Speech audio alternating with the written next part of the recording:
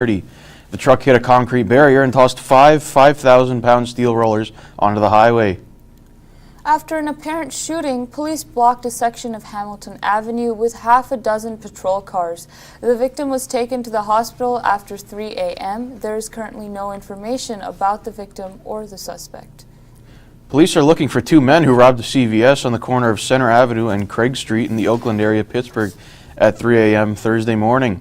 The suspects took cash and did not injure anybody, and police are asking to call if anyone has any information on the robbery. Lock up your vehicles, Moon Township residents. Multiple car thefts were reported overnight on Tuesday. The thefts happened in Foxwood Road and Aberdeen Court. The vehicles were unlocked. Police are looking for information from residents by calling 412-262-5000. One person was injured and taken to the hospital in another tractor-trailer accident that occurred at the 90-mile marker on Interstate 79 on Wednesday night. The truck rolled over and spilled diesel fuel that hazmat teams began to clean up. The status of the injured person is currently unknown. Declining student enrollment is affecting Emerson Elementary School. Despite opposition from parents in the area, the school may be closing due to high expenses. Closing Emerson saves about $45,000, but the 70-year-old building gave people's children a good education, and parents are urging the school board to find other solutions. The police chief of Ambridge is in more hot water as new charges were filed against him on Wednesday. James Mann was already charged in August with 4 felonies pertaining to false insurance claims after an audit showed him claiming $67,000, which he should not have received. This time, his charges include threats, obstruction of law, and others, 3 of which are felonies. Speaking of police chiefs, the McCandless Police Chief, David DeSanti, will be returning to work after a suspension that has been upheld since late last year. The suspension started after an investigation pertaining to sexual harassment of a female officer. At 2 a.m., a Homewood woman was terrified after SWAT officers mistakenly stormed into her house. They were searching for a kidnapped woman. Vivian Bay is now asking for compensation from the city of Pittsburgh. Officers were given Bay's address when searching for the kidnapper. This incident is under investigation. And tickets for the upcoming Evanescence concert went on sale this morning at 10 a.m. You can purchase tickets on Ticketmaster or Live Nation. The concert will take place at the new Robert Morris University UPMC Event Center on May 12th. The Community College of Beaver County was named one of the top military-friendly schools due to the opportunities the college provides for friendly active military and veterans. This list was created by Victory, which is a Moon Township military marketing firm. The school currently enrolls about 300 active military or veteran students in various workforce training programs. And a 90-year tradition will be celebrated on March 1st. Various faiths will come together in Sewickley for World Day of Prayer. It started in 1929, and a country is selected to write for the worship service every year. This year, it's Slovenia. They are hoping to continue this tradition for 100 years. In the world of ebooks, picking up a printed copy isn't the preference of many readers anymore. But that's not the case at a book barn in Pennsylvania. The owner still collects and sells rare classics. As Matt Petrillo reports, the store was recently hit by a caper who knows just how valuable some of these editions can be. Fred Danaway puts wood in the stove that sits in the middle of Baldwin's Book Barn here on Lenape Road in Westchester. It's the only working heater at this 76-year-old used bookstore. All right, we're ready to go now. Now Danaway is hoping to put the heat on a book burglar after he says someone broke in over the weekend and stole nearly 36 expensive books from 2 glass cases. We had some pretty interesting stuff in these cases here. Some of the books were a little pricey. Some of the stolen items include a rare edition of To Kill a Mockingbird and a second printing of the Book of Mice and Men. The total value of the stolen items is estimated to be up to $10,000. They knew exactly what they were after. Got in and got out. They didn't break in here to steal $8 and $10 books. Westchester police are investigating, but wouldn't say if they have any leads. Still, Danaway is pleading to whoever stole the books to bring them back. They're significant things, and And if we don't sell them, we just like to have them around. You know, that's what book people do. The Book Barn opened in the 1940s, so this isn't the first time it's been targeted by thieves. Now the owners are turning to technology to protect the past by installing security cameras. Aliquippa and the Hopewell area school districts will be receiving $1 million in grants from the state of Pennsylvania. These grants, totaling $9.6 million statewide, are being given out to improve STEM and computer science learning. Now, coming up after the break, the government may be shutting down again. And we'll see what changed after the Parkland shooting 1 year later. All this and more when we come back. I was physically at school, but my mind wasn't at school. I had problems at home. So when I met an RD, she started helping me a little bit, like, Nia, I don't know what you're doing, but your future is more important. She's my strength. It takes a village to help somebody get their diploma. It changes your whole life. Find free adult education classes near you at finishyourdiploma.org. See on page 4 that the projections need to be blood. Next Thursday? Seriously? Thursday? Can't do that. This is really inconvenient. I have yoga that day. I have no time for this. So, I can't do Thursday, but I can do Friday. Disasters don't plan ahead.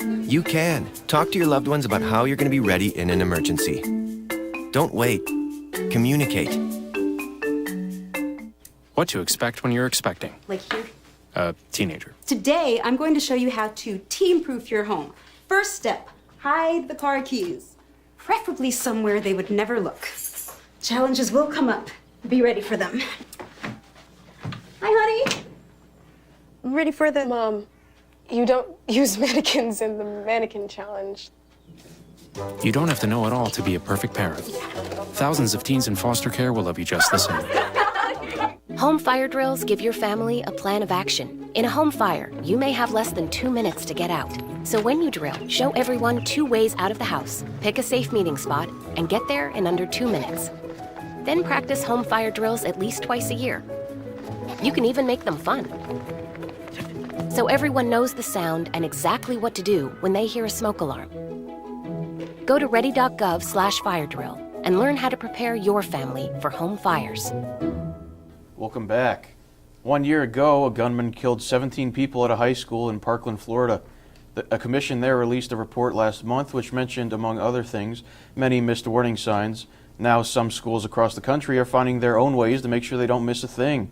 Gage Golding took a look at how using software that alerts officials to troubling social media posts by their other students. Valentine's Day 2018, a former Marjorie Stoneman Douglas High School student came back to the campus from which he was expelled and killed 17 students and staff members. 6 weeks before the shooting, someone called the FBI about a strange social media post. The tip never made it to the Miami field office or its agents. You have to ask the question, what if the district had that? Greg Boulanger, Director of Public Safety at Bristol Public Schools in Connecticut, is not waiting for people to bring in tips. An algorithm is doing that for him. The district pays about $2 per student for a service called Social Centennial. The software scans public social media posts within a geographical area for certain words and phrases that could indicate violence. I've had some pretty serious catches where young ladies have made some claims of acts to commit self-harm. He says the district has intercepted close to 20 students in crisis since adopting the program 5 years ago. I think it's a good idea. Rebecca Bailey has 4 children in Bristol Public Schools. She still remembers the day of the Sandy Hook Elementary School shooting, less than an hour's drive away. Until I found out that it wasn't around their school and area, I couldn't eat, I couldn't work. While many parents support the strategy of scanning social media, the idea of scanning social media has troubled privacy advocates. The founder of Social Centennial says they're only looking at public posts and not tracking individual accounts. It's not built to do that. It's not intended to do that. It's only screening for language of harm, flagging cries for help, and potential threats, too. Reporting for RMU Century Media, I'm Gage Golding. Director of Public Safety at Bristol Public Schools says the goal is to not get students thrown out. He says they don't automatically run to police and turn over what they find. The priority is to get a school crisis team to help the student. On the anniversary of the Parkland shootings, a Florida man was arrested in Miami after police say he threatened to blow up 2 schools on Thursday. He led police on a chase in an SUV, and then he tried to run from the vehicle but was quickly apprehended, which you can see here. Police say the man made the threats against Miami Central Senior High School and Lakeview Elementary School. Investigators believe he planned to hurt his ex-girlfriend's children. And seemingly harmless Valentine's Day candy leaves 21 middle schoolers hospitalized. On Thursday, a middle school in South Atlanta reported that students experienced a shortness of breath as well as other conditions when eating the candy. City spokeswoman Ashley Minter Osanyinbi says the type of candy or snacks is unknown, and this is an ongoing investigation. And a California woman was trapped in her car after a tree fell on it, missing her by inches. This was the scene Thursday morning in Loomis, northeast of Sacramento. The tree crushed the front end of the SUV and brought down several power lines. Those downed lines meant people couldn't get to the trapped woman as quickly as they wanted to, as a witness explained. More than 30 million people on the West Coast are under a flood warning as rain, snow, and wind will be hitting California and Arizona for most of the weekend. Parts of California are already gotten to 3 to 8 inches of rain in just one day.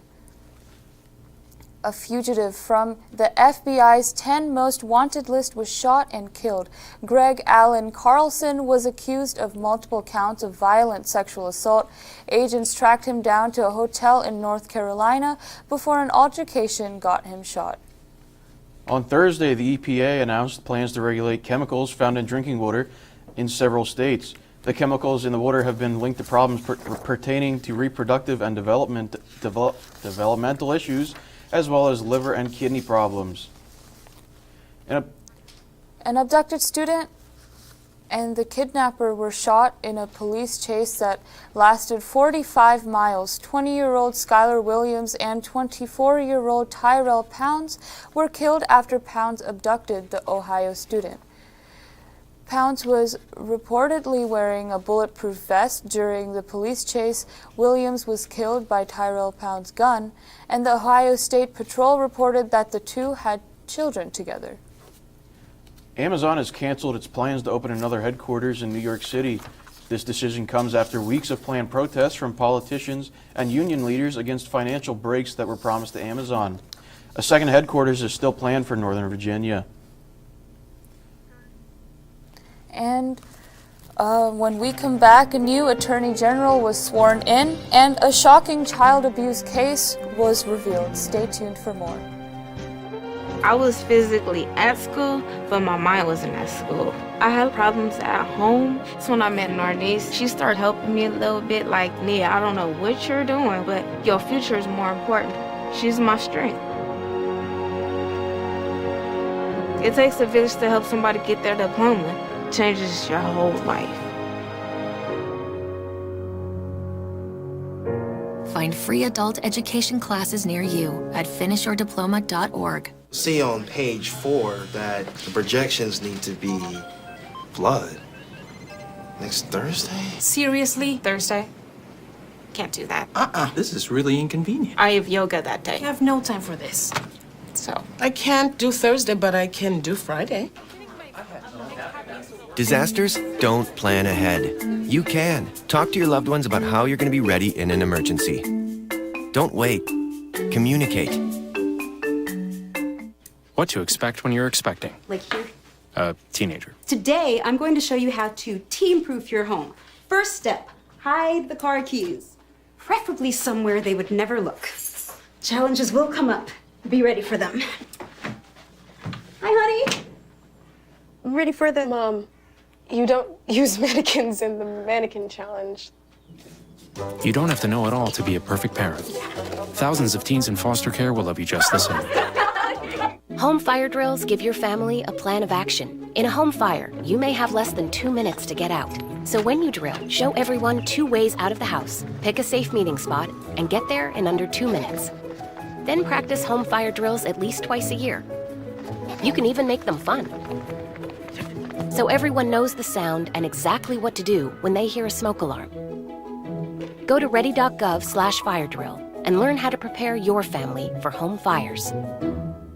Welcome back to the news. William Barr was sworn in as Attorney General on Thursday after the Senate voted Barr in a 55-44 vote.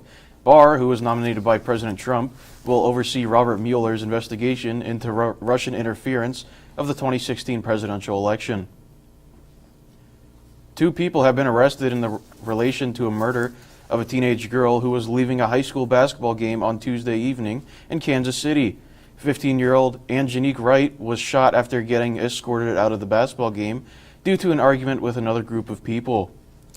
And even after decades worth of prevention programs, sexual assault continues to rise in the U.S. military. The Army, Navy, and the Air Force reported 117 sexual assault cases compared to the 112 cases a year earlier. According to an anonymous survey from the Pentagon, there was a 50% increase of reports from 2 years earlier. Lieutenant General Daryl Williams ordered a stand down on February 25th to address the issue. Severe turbulence on a flight to Seattle sent 3 people to the hospital. The Southern California flight was forced to make an emergency landing after 5 people were injured and 3 passengers needed medical attention. Delta is refunding the tickets. Locked in dog cages and forced to starve, officers find what they think to be the worst case of child abuse you have seen. They have seen 4 young children were found in North Texas in a barn, and 2 of them were locked in a dog cage, while others were covered with feces. The children, 5 years old and younger, were released from the hospital Tuesday morning and put into foster care. 24-year-olds Paige Isabel Harkins and Andrew Joseph Fabilla were charged with multiple counts of child endangerment. This case is still being investigated according to law enforcement. New York City Detective Brian Simonson died after being hit by a bullet coming from another officer.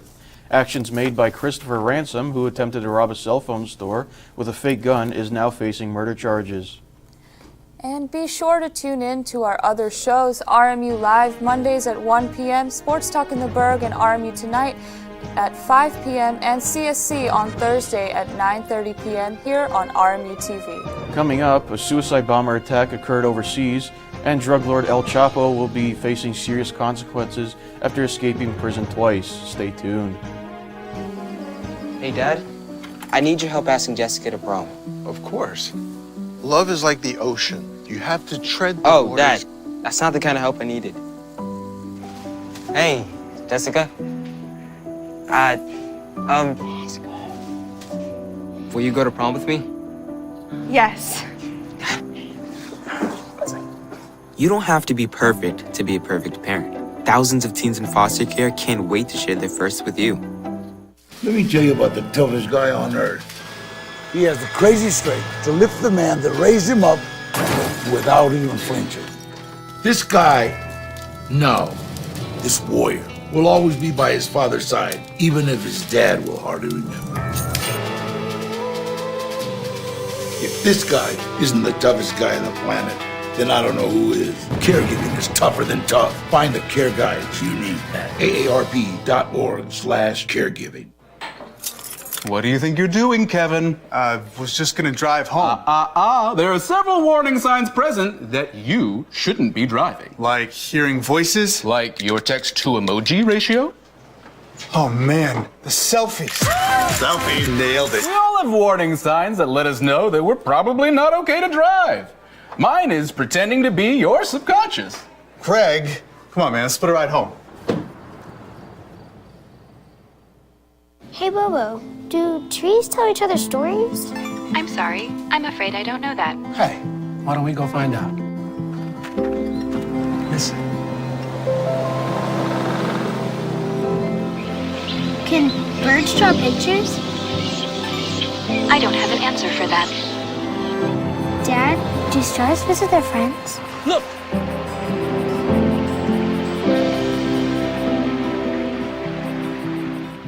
Welcome back. The maximum security prison Supermax in Colorado will hold notorious drug lord El Chapo after the 61-year-old escaped from prison twice.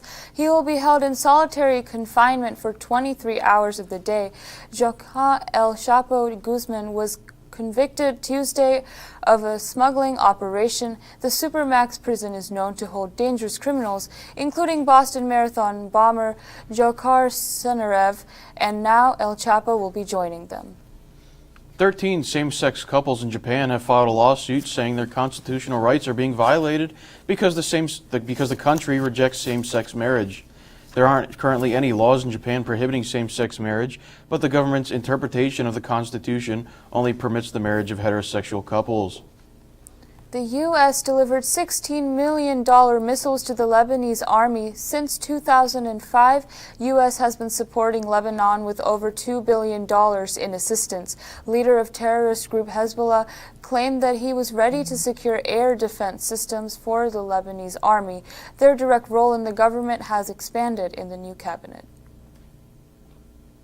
And Central American migrants in Piedras Negras on the Mexican side of the Eagle Pass, Texas port of entry, are becoming increasingly frustrated by the slow process of obtaining a humanitarian visa. Migrants reportedly crashed with the shelter's security personnel Tuesday. They say they haven't been allowed to leave the area to buy basic goods, denouncing they weren't told they'd be locked in when local authorities brought them to the shelter. Governor of Coahuila State responded with increased military and personal presence and warned that he will no longer welcome new caravans.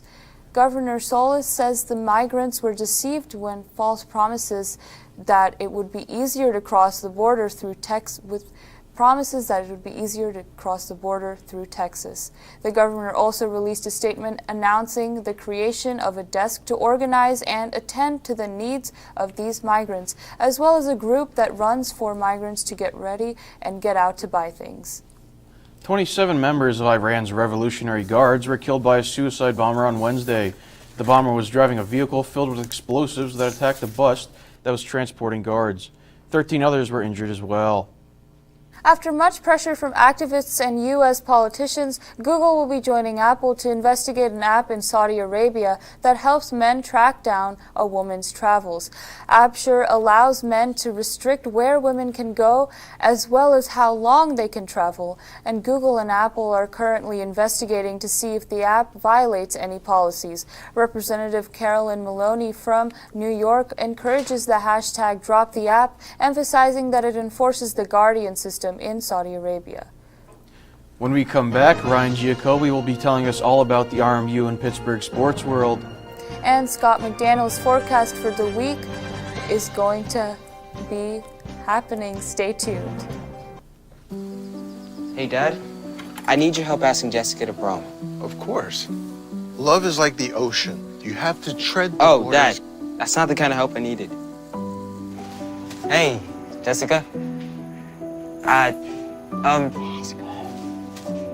Will you go to prom with me?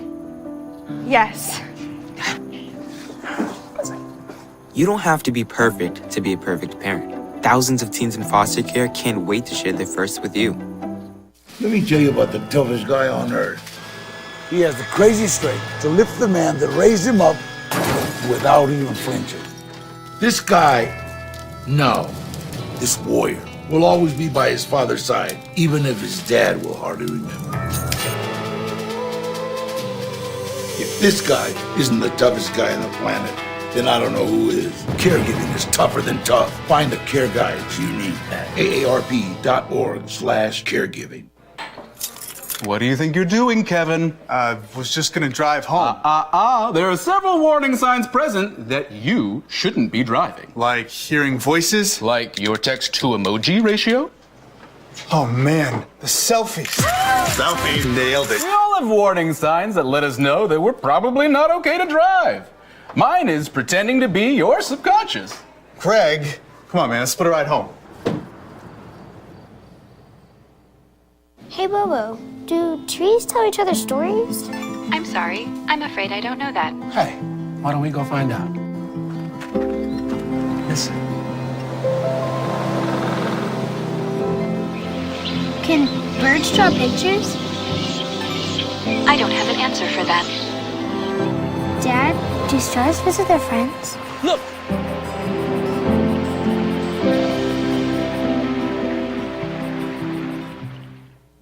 Welcome back to RMU Live. I'm Ryan Jacoby with an exciting week of sports. The RMU women's hockey team played last weekend against the Penn State Nittany Lions, winning 5-1 in Game 1 and tying 2-2 in Game 2, respectively.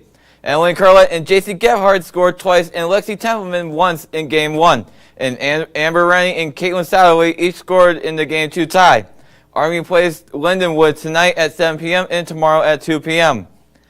Men's basketball lost against Mount St. Mary's yesterday, 76-62. Josh Williams played 34 minutes with 4 field goals, 3 3-pointers, 5 free throws, 2 rebounds, and 16 points scored in the loss. Men's basketball plays in St. Francis tomorrow at 7 p.m. against the Red Flash. Women's basketball excellent winning streak extended to 11 games this past Monday with a 60-40 win over Central Connecticut. Honoka Ikematsu played 34 minutes with 6 field goals, 2 3-pointers, 2 rebounds, and 14 points scored in the win. Women's basketball plays tomorrow at Mount St. Mary's at 1 p.m. RMU men's lacrosse started their season last Saturday getting handed a 27-10 loss against the Penn State Nittany Lions. Tyson Gibson scored 3 goals with 2 assists in the loss. Robert Morris takes on the 16th and 17th ranked Georgetown University Hoyas at 12 p.m. in Washington, D.C. RMU women's lacrosse kicks off their season under second-year head coach Katrina Silva tomorrow at Kent State University at 1 p.m.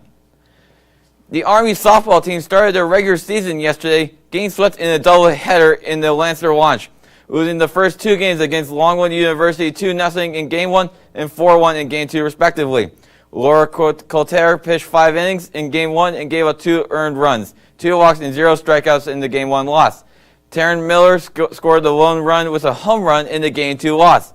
RMU softball is playing the final games of the Lancer launch against Norfolk State and Delaware State right now, actually. RMU starts the Wings Etc. Classic tomorrow at 11 a.m.